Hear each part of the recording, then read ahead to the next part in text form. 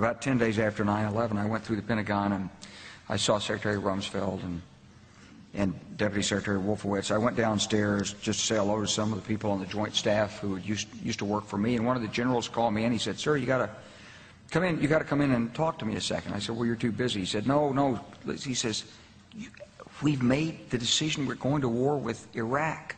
This was on or about the 20th of September.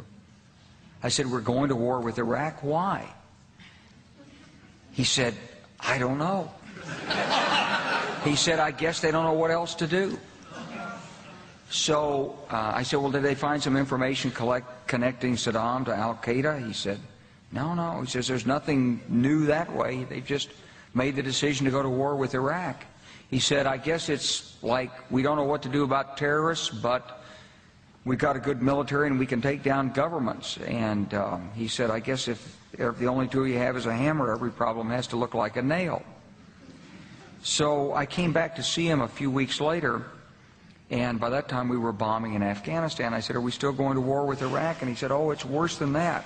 He said, he reached over on his desk, he picked up a piece of paper, and he said, I just got this down from upstairs," meaning the Secretary of Defense's office today, and he said, "This is a memo that describes how we're going to take out 7 countries in 5 years, starting with Iraq and then Syria, Lebanon, Libya, Somalia, Sudan, and finishing off Iran."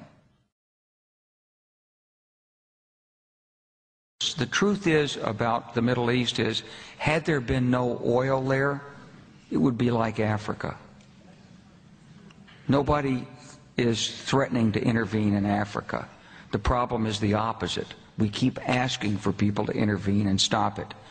And there's no question that the presence of petroleum throughout the region has sparked great power involvement.